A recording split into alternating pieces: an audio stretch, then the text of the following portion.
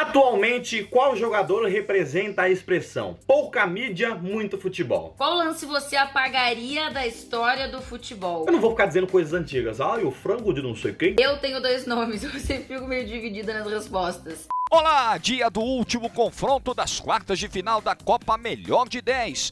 Quem vai seguir na disputa? Tainá Espinosa ou Cossielo? E vocês já sabem como que funciona. É só conferir as respostas, ver com quem você concordou mais e votar. Se você estiver vendo no Facebook ou no Instagram, é só curtir o comentário que o seu voto é computado. Já no YouTube, você entra no canal, vai até a aba Comunidade e vota na enquete. Bora pro duelo!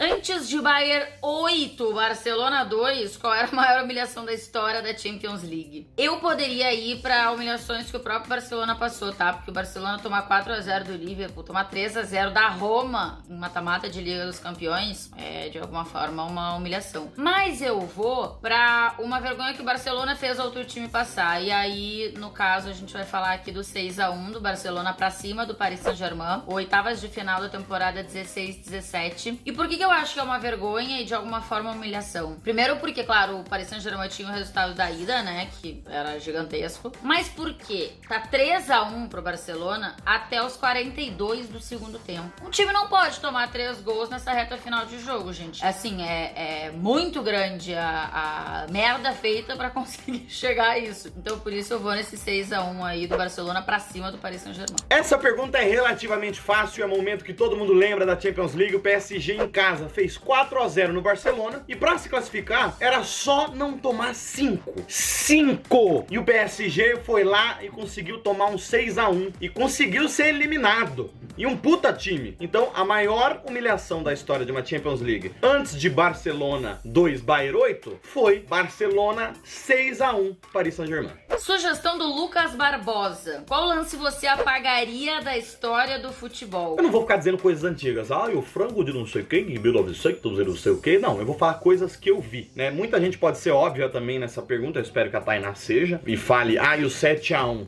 Não sei nem se pode ser considerado um lance o 7-1. Eu também vou falar uma coisa que também pode não ser considerado um lance. Mas é uma coisa que com certeza eu apagaria da história do futebol. Foi uma coisa que eu estava assistindo televisão. São Paulo e São Caetano em 2004. O zagueiro Serginho, se não me engano, teve uma parada cardíaca e teve dificuldade no atendimento. Aí ele acabou falecendo. Então é um lance que eu apagaria da história do futebol, porque não é um lance, né? Mas foi uma situação horrível. Foi uma única coisa assim que eu lembro que eu não queria que tivesse acontecido foi esse lance. E, enfim.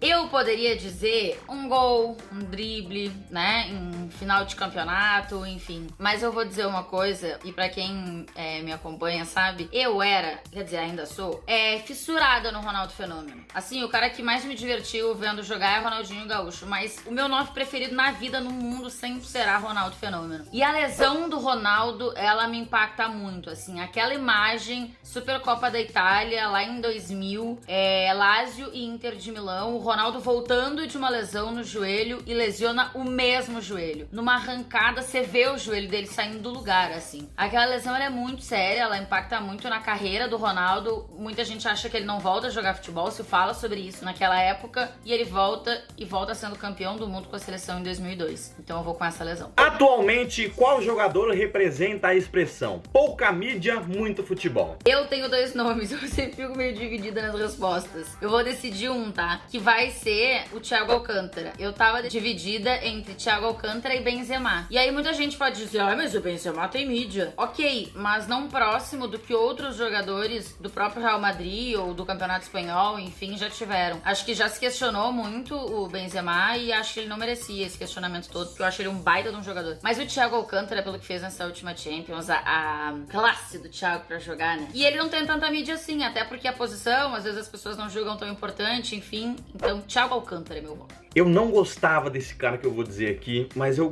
comecei a gostar dele a partir do momento que o Giroud foi convocado para a Copa do Mundo. Um centroavante não fez nenhum gol, né? Mesmo assim a França foi campeã. E aí eu falei, meu Deus, o Giroud é muito ruim. E comecei a comparar o Benzema. E aí o Benzema, nessa última temporada pelo Real Madrid, foi um absurdo. E aí eu comecei a reparar que não foi só nessa, em todas as outras temporadas ele é absurdo. Decisivo, matador. E muita gente não não valoriza. Acho que ele é o 5º maior artilheiro da história do Real Madrid, ao lado de Raul, Ronaldo, um monte de gente. Então, Benzema, pouca mídia, muito futebol. Escolha 4 clubes do Brasileirão, misture seus times e monte uma seleção com pelo menos 2 jogadores de cada. Ó, eu escolho Flamengo, Grêmio, Atlético Mineiro e Palmeiras. E pros jogadores eu fiz uma colinha que eu vou ler aqui. O Everton, Guga, Rodrigo Caio, Jeromel, Felipe Luiz, Patrick de Paula, Matheus Henrique, Everton Ribeiro, Keno, Gabriel, Gabigol e Bruno Henrique. Essa seria a minha seleção do Brasileirão. E, inclusive, né, não sei se alguém vai lembrar, eu lembro disso, tem uma vaga lembrança que antigamente tinha a seleção do Brasileirão que jogava contra o campeão. Então voltem a fazer isso,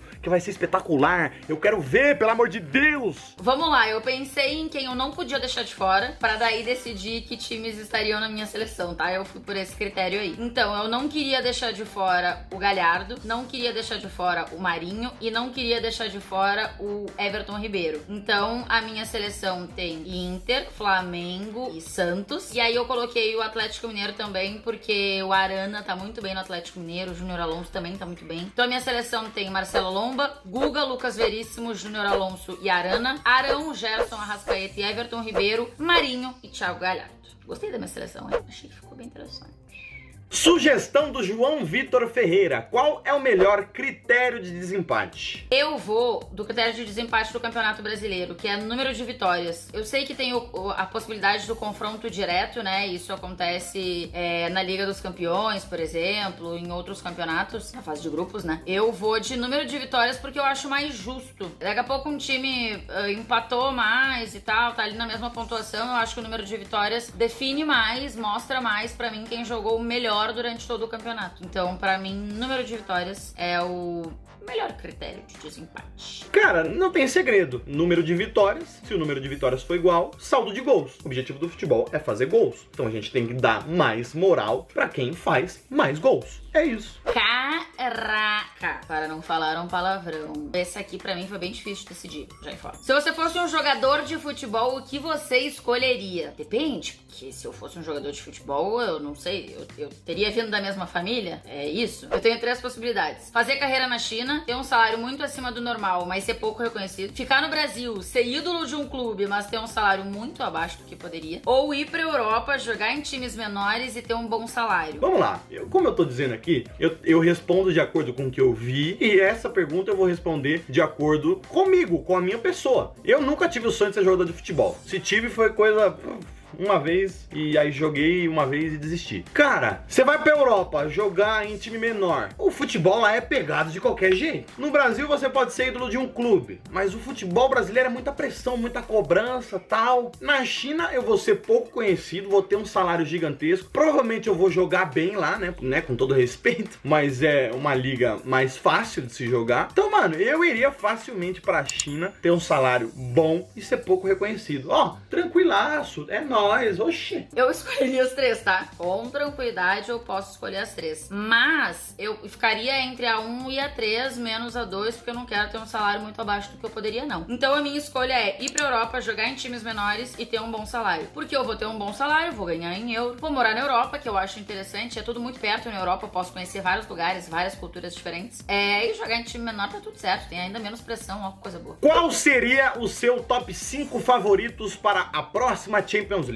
Eu vou de Bayern na primeira posição, pelo que jogou no fim da temporada. Vamos ver se vai manter, né, o mesmo nível de atuações aí nessa próxima temporada. Liverpool, que pra mim foi uma cagada ter sido eliminado do Atlético de Madrid, porque era um dos melhores times jogando bola durante essa temporada. Paris Saint-Germain, porque eu acho que tem individualidades importantes, Neymar, Mbappé. Manchester City, se o Pep Guardiola em algum momento conseguir voltar a vencer uma Liga dos Campeões sem o Barcelona, que isso ainda não aconteceu. E o Real Madrid, porque eu acho que a reta final da temporada do Real foi legal. Então me parece que o Zidane pode ter encontrado ali uma forma interessante de lidar, de rodar muito o elenco, que ele fez isso. Então eu vou colocar o Real. Não estou colocando o Barcelona de Messi nem a Juventus de Cristiano Ronaldo. Posso estar errando? Posso. Mas eu vou colocar porque realmente não acho que chegam como favoritos. Vamos lá, eu mais uma vez, esse ano eu acertei, eu vou colocar o Bayern na frente de novo, porque realmente o time do Bayern é muito bem encaixado. Bayern em primeiro lugar, vou pôr o PSG, que o PSG vai vir numa crescente. Já chegou na final, tamo indo, tá desbravando, vai chegar lá. Então, Bayern, PSG, de acordo com essa última final. Pode parecer clichê, mas eu acho que o PSG vai vir muito forte. O City vem em terceiro lugar, e aí são os que querem agora mostrar, opa, ei, foi só uma fase ruim, né? O Liverpool, seguido do Barcelona, né? Eu acho que os dois vão querer mostrar agora que estão aí, não estão pra brincadeira. Qual a música de torcida mais bonita do Brasil? Vamos lá, eu fiz um vídeo recentemente no meu canal de futebol, canal Riversão, aonde eu reagi às torcidas do Nordeste, que querendo ou não, tem um pouco menos de visibilidade aqui pra galera de São Paulo. E nesse vídeo, eu quis pesquisar mais, porque realmente é um vídeo que eu fiquei muito impressionado, muito emocionado. E aí, pesquisando mais, eu conheci a música Eterno Amor do Fortaleza, que é espetacular. Eu vou aqui com a música do Vasco, Camisas Negras, uma música que conta muito a história do clube, assim, eu acho muito legal. Fala muito da época do Vasco brigando contra racismo, do Vasco brigando pelos negros, pelos operários, da força, né, do torcedor e do clube, de São Januário, do templo, como eles chamam, na música São Januário. Então, assim, pra mim é uma música que conta um pouco até da história do futebol no Brasil, no fim das contas, né, que passa muito pelo Vasco. Então, pra mim, Camisas Negras do Vasco é a música mais bonita de torcida do Brasil. Sugestão do André Lima. Qual técnico tinha muito potencial, mas acabou sendo um fiasco? Eu tenho dificuldade de dizer fiasco, tá? Vou ser sincera, porque acho difícil eu determinar que a carreira de alguém foi um fiasco. Eu não me sinto bem fazendo isso. Assim como eu não gostaria que ninguém fizesse comigo, eu não gosto de fazer com ninguém, não. Mas eu fiquei entre dois nomes, e aí eu vou dizer que quais são: o Diniz e o Sarri. O Diniz, porque eu acho que a gente espera muito num campeonato brasileiro atuações e resultados melhores. E ele não conseguiu com o Atlético, não conseguiu com o Fluminense, mas eu vou escolher o Sarri. O Sarri tem uma carreira bem mais longa, né, com times menores. Só que o Sarri, ele, depois de fazer um trabalho muito bom no Napoli, nem no Chelsea, nem na Juventus ele consegue fazer o time jogar do jeito que ele fazia no Napoli. Um jogo divertido,